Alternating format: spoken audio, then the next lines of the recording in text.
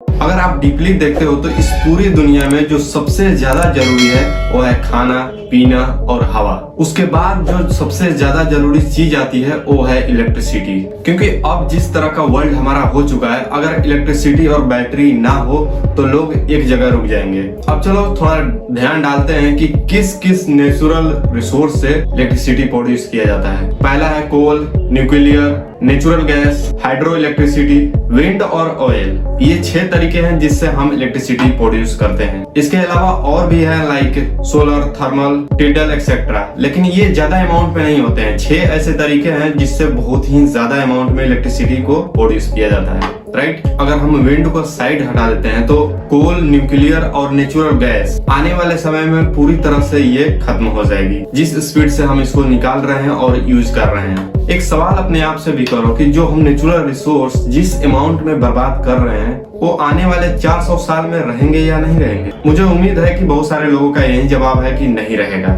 और ये सच भी है। इसीलिए ये चीजें अब धीरे धीरे खत्म हो रही है, तो हमें वैसे मेथड खोजने पड़ेंगे कि फ्री इलेक्ट्रिसिटी भी प्रोड्यूस हो और वो जल्दी खत्म ना हो। तो चलो देखते हैं कि ऐसे रिसोर्स आखिर है क्या हमारे अर्थ पर। तो पहला आता है magnetic field of the earth, दूसरा जो है वो सोलर एनर्जी है, और जो थर्ड नंबर पर है वो है वेस्ट मटेरियल। ये 3 चीज ऐसी है जो हमारे धरती पर तभी खत्म होगी जब हमारा धरती खत्म होगा। अब मान लो कि इन तीनों रिसोर्स को अगर हम अच्छे से और ढंग से यूज करना सीख जाएं कि इससे बिजली कैसे बनाया जाए और इसको अपने काम में कैसे इस्तेमाल किया जाए, तो एक कभी ना खत्म होने वाली हमको रिसोर्स आराम से मिल जाएगी। हम उसे यूज में भी ला सकते हैं और इलेक्ट्रिसिटी भी प्रोड्यूस कर सकते हैं, क्योंकि अर्थ में जो मैग्नेटिक फील्ड है वो खत्म होने वाला नहीं है, जो सन रे है वो भी खत्म नहीं होगा, और जिस अमाउंट से हमारे धरती पर वेस्ट मटेरियल बढ़ रहे हैं वो तो कभी खत्म होने वाला नहीं है, चाहे प्लास्टिक हो या अदर वेस्ट मटेरियल हो। इन तीनों में से एक चीज का यूज करना तो इंसान सीख गए हैं, वो है सोलर एनर्जी। सोलर एनर्जी कैसे काम करता है और इसके रेडिएशन का हम कैसे इस्तेमाल करते हैं, इस पर मैंने वीडियो बना दिया है, तो वो आपको वीडियो जरूर देखना चाहिए। मैं लिंक या आई बटन में जरूर से दे दूंगा, या आप सर्च कर सकते हैं सोलर एनर्जी एडियोगा मैक्स, तो भी आपको मिल जाएगा। पहला का तो क्लियर हो गया कि मैंने उस पर वीडियो बना दिया है। सेकंड है मैग्नेटिक फील्ड, इस पर हम थोड़ी बाद में बात करेंगे नेक्स्ट वीडियो में। लेकिन अब नंबर आता है थर्ड का, वेस्ट मटेरियल। सबसे बड़ी प्रॉब्लम है इस पृथ्वी का, उससे हम कैसे बिजली प्रोड्यूस करें और उसको कैसे इस्तेमाल करें, क्योंकि यही सबसे पावरफुल और हार्मफुल मटेरियल है जो हमारे धरती पर बढ़ते जा रहा है और कम होने का कोई नाम नहीं है इसका। और धरती छोड़ दो, स्पेस में भी वेस्ट मटेरियल बहुत ज्यादा ही बढ़ रहे हैं। वैसे तो हमारे धरती पर बहुत सारे वेस्ट मटेरियल हैं, लेकिन सबसे जो पावरफुल और हार्मफुल मटेरियल है वो है न्यूक्लियर वेस्ट। मतलब कि न्यूक्लियर पावर प्लांट से जो वेस्ट निकलते हैं वो सबसे ज्यादा हार्मफुल होते हैं हर चीज के लिए, चाहे एयर के लिए, सॉइल के लिए या हमारे लिए। ये इतना हार्मफुल होता है कि इसे नॉर्मल फेंका ही नहीं जा सकता है, इसे ग्रेफाइट के बॉक्स में डालकर फिर मिट्टी के अंदर इसे दबाया जाता है। और मैं आपको बता दूं कि इस वेस्ट को पूरी तरह न्यूट्रल होने के लिए 100 साल से लेकर 1000 साल तक समय लगते हैं। एक कंपनी है कैलिफोर्निया में जिसका नेम है NDB। इस कंपनी ने एक ऐसी बैटरी का इन्वेंट किया है जो 28,000 साल लगातार चल सकता है एक चार्ज में। एक्चुअली में मैं भी जब सुना था तो ये इम्पॉसिबल चीज लगती थी, पर जैसे उसके बारे में मैंने पढ़ा ना तो सोचा कि आपको भी बताना चाहिए इस बारे में, क्योंकि ऐसी बैटरी पर काम किया जा रहा है और इसका टेस्टिंग भी कंप्लीट हो गया है, जो लगातार 28,000 साल तक चल सकती है। इन फ्यूचर मैं बताऊंगा कि इसका यूज कहाँ कहाँ होगा। इस बैटरी का नाम दिया गया है नैनो डायमंड बैटरी। इस बैटरी को बड़ा से बड़ा भी बनाया जा सकता है और छोटा से छोटा भी बनाया जा सकता है, जिसके वजह से ये मोबाइल, कार, हर एक चीज में आराम से फिट हो जाएगा। ये बैटरी खुद से ही अपने आप को चार्ज करती रहती है, इसीलिए इसको सेल्फ चार्जिंग बैटरी बोला जाता है। इसका मतलब ये है कि कंपनी एक बार हाई टेम्परेचर और हाई प्रेशर पर एक बार इस बैटरी को अगर चार्ज कर दे तो ये लगातार अपने आप चार्ज होता रहेगा 28,000 सालों तक। ये इतनी ज्यादा एडवांस टेक्नोलॉजी है कि अमेरिका जैसे कंपनी ने भी 45 बिलियन इन्वेस्ट कर दिए हैं। ये एक बहुत बड़ी रकम होती है, और इस इन्वेस्टमेंट से हमें पता चल गया कि जो ये रिसर्च है ये झूठी नहीं है, और इस पर टेस्टिंग चालू है और इसका रिजल्ट आ गया है, तभी अमेरिका जैसे कंट्री ने भी इसमें इन्वेस्ट किया है। और इतनी ज्यादा इन्वेस्ट किया कि आप सोच भी नहीं सकते हैं, $45 बिलियन।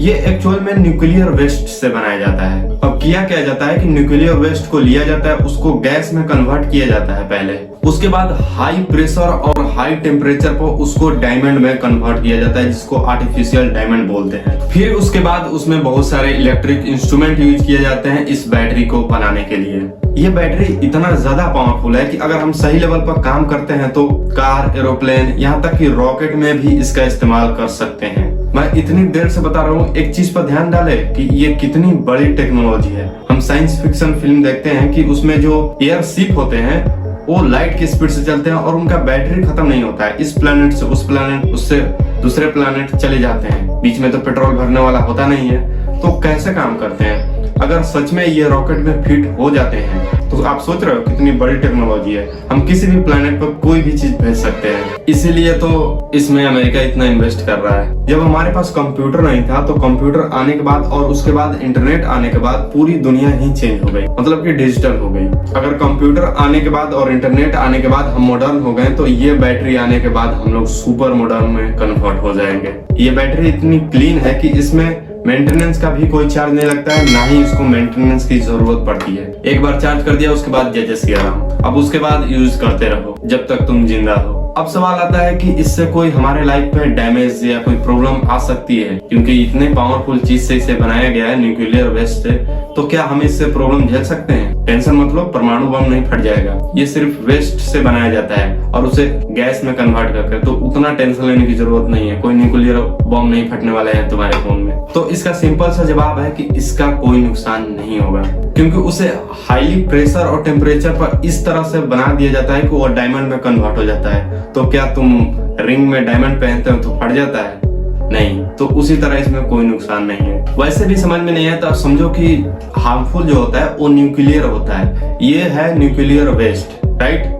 और उसको भी गैस में कन्वर्ट कर उसमें से हार्मफुल चीज निकाल लिया जाता है और बाकी जो बचता है उसको हाई प्रेशर और टेम्परेचर पर उसको पहले डायमंड में बनाया जाता है और उसके बाद इसको बैटरी में और इलेक्ट्रॉनिक डिवाइस डालकर इसको बैटरी में कन्वर्ट किया जाता है। तो ये बिल्कुल इको फ्रेंडली हो जाता है। अब बहुत लोगों का सवाल होगा कि लोन बाबा तो लिथियम बैटरी का यूज कर रहे हो, वो क्यों नहीं ध्यान दे रहे हैं? तो मैं बताता हूँ कि लिथियम बैटरी और एनडीवीए बैटरी में आखिर डिफरेंस क्या है। ठीक है, अब देखो इस पर डिफरेंस में बताने लगूं तो बहुत सारे डिफरेंस आ जाएंगे, लेकिन एक बात क्लियर कर लो कि जो एनडीवीए है, मतलब नैनो डायमंड बैटरी, ये अगर समुद्र है तो लिथियम बैटरी समझ लो कि एक गिलास पानी है। इतना डिफरेंस है। जो नैनो डायमंड बैटरी है वो 2 बार चेक हो चुका है, मतलब 2 बार टेस्टिंग पर हो चुका है और उसमें सक्सेसफुल रहा है। अभी बहुत से टेस्ट और एक्सपेरिमेंट करने बाकी हैं इस बैटरी के साथ, लेकिन 2 जो टेस्टिंग हुए हैं, एक्सपेरिमेंट हुए हैं, वो सक्सेसफुल हो गए हैं। अब जाहिर सी बात है जो एनडीवी कंपनी है